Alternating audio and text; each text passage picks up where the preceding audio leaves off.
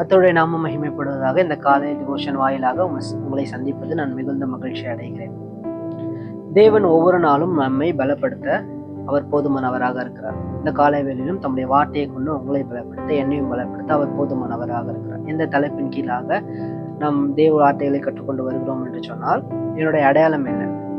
அது கீழே நிறைய கேள்வி வரும். நான் இன்னும் தேவனுடைய பிள்ளையாக வாழுகிறேன்னா என்பதற்கு தேவனுடைய பிள்ளைகளுக்கு இருக்க வேண்டிய பண்புகளை பற்றி நாம் படித்தால் இதை நம்ம புரிந்து கொள்ளலாம், இதுக்கு பதில் அளிக்கலாம் என்று நாம் போன வீடியோவில் டிஸ்கஸ் பண்ணோம். ஸோ தேவனுடைய பிள்ளைகளாக இருக்க வேண்டியவர்களுக்கு இருக்க வேண்டிய பண்பு, முதலாவது பண்பு என்ன பார்த்தோம்னு சொன்னால் கியூரியாசிட்டி இன் ஸ்பிரிச்சுவல் மேட்டர்ஸ், ஆவிக்குரிய காரியங்கள் ஆர்வம். இரண்டாவது ப்ரையாரிட்டைசிங் காட் அஸ் ஃபர்ஸ்ட், இயேசு கிறிஸ்துவை முன்னுரிமையாக வைக்க வேண்டும், அவரே முதலாக வைக்க வேண்டும் பார்த்தோம். இந்த காலை வேளையிலும் தேவனுடைய பிள்ளைகளாக இருக்க வேண்டியவர்களுக்கு இருக்க பண்பு, மூன்றாவது பண்பு என்னவென்று அதே நிக்கோதேமுடைய வாழ்க்கையில இருந்தால் கற்றுக்கொள்ள போகிறோம். ஸோ ஃபர்ஸ்ட் நிக்கோதேமு 3ஆம் அதிகாரத்தில் வருகிறார், 2வது 7ஆம் அதிகாரத்தில் வருகிறார். அடுத்து ஒரு 10 சாப்டர் அவரை பற்றி நம்ம பார்க்கவே முடியாது. அவர் முழுமையாக இயேசுவை ஏற்றுக்கொண்டாரா, அவர் ஏற்றுக்கொள்ளவில்லையா, அல்லது அந்த ஆலோசனை சங்க அந்த கூட்டத்தில் இயேசு கிறிஸ்துவுக்கு சப்போர்ட் பண்ணாரு, நிக்கோதேமு என்ன ஆனாரு, அந்த சங்கத்தை விட்டு வெளியே வந்துட்டாரா, இல்லை என்ன ஆனாரு, எதுவுமே தெரியாது. ஆனால் 19வது அதிகாரத்தில், யோவான் 19ஆம் அதிகாரத்தில் அவர் திரும்பியும் வாசிக்கிறோம். உங்களுக்காக நான் வாசிக்கிறேன். யோவான் 19ஆம் அதிகாரம் 39-40 ஆகிய வசனங்களை நான் உங்களுக்காக வாசிக்கிறேன். ஆரம்பத்திலே ஒரு ராத்திரியில் இயேசுவினிடத்தில் வந்திருந்த நிக்கோதேமு என்பவன் வெள்ளை போலமும் கரிய போலமும் கலந்த ஏறக்குறைய 100 ராத்தல் கொண்டு வந்தான். அவர்கள் இயேசுவின் சரீரத்தை எடுத்து யூதர்கள் அடக்கம் பண்ணும் முறைமையின்படியே அதை சுகந்த வர்க்கங்களுடனே சீலைகளில் சுற்றி கட்டினார்கள். ஸோ 19th சாப்டர்ல திரும்பியும் இந்த நிக்கோதேமு வருகிறார். எந்த நிக்கோதேமு? ராத்திரியில் இயேசுவினிடத்தில் வந்து இருக்கு.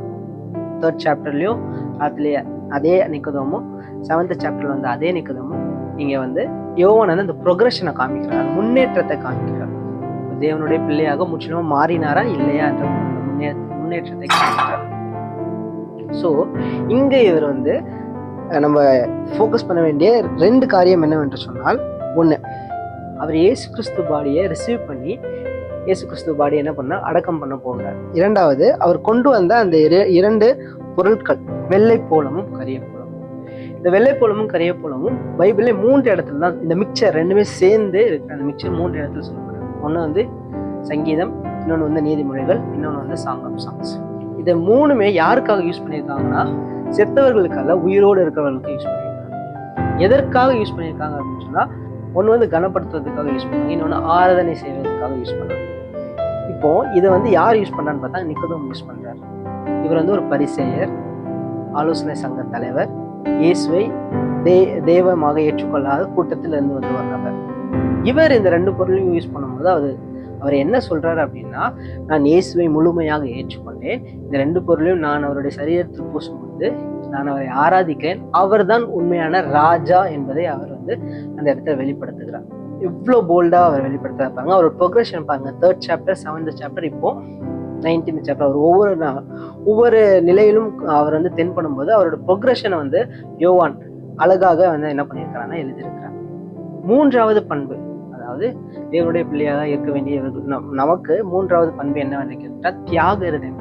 நீங்க கேட்கலாம், நீங்க நிக்கோதேமு வந்து என்ன பெருசா தியாகம் பண்ணிட்டாரு, என்ன தியாகம் பண்ணாருன்னு வேத வல்லுநர், இது வந்து பைபிளை போல வேத வல்லுநர்கள் சொல்லுகிறார்கள் என்று சொன்னால், இதை செய்ததன் மூலயமாக, அதாவது இயேசுவை ராஜாவாக ஏற்றுக்கொண்டதன் மூலயமாக, இந்த பொருட்கள்லாம் கொண்டு இயேசுவை கனப்படுத்தின மூலயமாக அவர் எருசலேமை விட்டு துரத்தப்பட்டார், அவர் ஏழையானார், அவர் ஆலோசனை சங்க தலைவர் அந்த பதவியிலிருந்து நீக்கப்பட்டார்.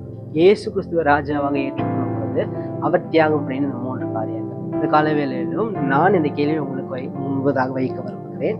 What is the last thing that you sacrifice பண்ணுறோம்? எதை வந்து தேவனுக்காக நீங்க தியாகம் பண்ணியது கடைசியா, அல்லது தேவன் உங்களிடத்துல ஒரு காரியத்தை சொல்லியிருப்பார், அதை தியாகம் பண்ண ஸ்டார்ட் பண்ணீங்களா? அதாவது அதை பற்றி யோசிக்க ஆரம்பிக்கிறீங்களா? இல்லை என்று சொன்னால் அதை பற்றி யோசிக்க ஆண்டவர் நமக்கு உதவி செய்யட்டும். ஆண்டவர் நமக்கு உதவி செய்யட்டும். பெரும்பாலான நேரங்களில் இந்த சாக்ரிஃபிஷியல் ஆர்ட்டை பற்றி நம்ம மறந்தே போய்விடுவோம். மார்க் 12ஆம் அதிகாரத்தில் 40-41 ஆகிய வசனங்கள் நம்ம பார்க்கிறோம். ஒரு விதையை வந்து அவருக்கு இருக்கக்கூடிய 2 சில்வர் காயின் என்ன பண்ணுறாங்க போடுறாங்க. அங்கே இருக்கிற பரிசேயர் சதுசேயர்களை வந்து மூட்டையே எடுத்துட்டு வந்து போட்டுறாங்க. ஆனால் இயேசு அதில் பிரியப்படல, அவர் கொடுத்த அந்த 2 காயின்ல தான் பிரியப்படுகிறார். ஏன்னு சொன்னா எல்லாரும் இருக்கிறதுல இருந்து கொடுத்தாங்க, அவ இருக்கிறதையே தியாகம் பண்ணி இந்த காலங்களில் ஆண்டவருக்காக தியாகம் பண்ண அந்த சாக்ரிஃபிஷியல் ஆட்டம் உங்களுக்கு இருக்கா?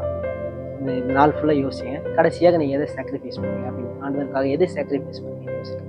கண்கள் முடிச்சோம் பண்ணுவோம். ஆண்டவரே இந்த நாளுக்காக நன்றி செலுத்துகிறோம், துதிக்கிறோம். இந்த நாளிலும் நீர் எங்களுக்கு கற்றுக் கொடுத்த நல்ல காரியங்களுக்காக நன்றி செலுத்துகிறோம். தேவனுடைய பிள்ளைகளாக இருக்க வேண்டியவர்களுக்கு இருக்க வேண்டிய பண்புகளில் உங்கள் சாக்ரிஃபிஷியல் ஆர்ட் இதில் நாங்கள் முன்னேறத்துக்கு உதவி செய்யுங்க. ஆபகான இடத்தில் நீ ஈசாக்கை கேட்டுள்ளது நிராகரிக்காமல் அதை உமக்காக பலியிட கொண்டு வந்தார். அதே போல நீர் எங்கள் இடத்துல எதை தியாகம் செய்ய ஆசைப்படுகிறோம் அல்லது நாங்கள் என்ன தியாகம் செய்ய வேண்டும் என்று நீர் எங்களுக்கு விரும்புகிறீர்களோ அதை நாங்கள் தியாகம் பண்ண கற்று உதவி செய்யும்படியாக நாங்கள் சொல்லுவோம். சாக்ரிஃபிகேஷன் ஹார்ட்ல ஒவ்வொரு நாளும் முன்னேற கற்று உதவி செய்யுங்க, ஆசீர்வதிங்க, வழிநடத்துங்க. இதை பார்த்து கொண்டிருக்க ஒவ்வொருவருக்கும் பிரயோஜனமாக இருக்க உதவி செய்யும்படியாக ஜெபிக்கிறோம். இயேசு மூலம் ஜெபிக்கிறோம் நல்ல பிதாவே, ஆமென். தேங்க்யூ. God bless you.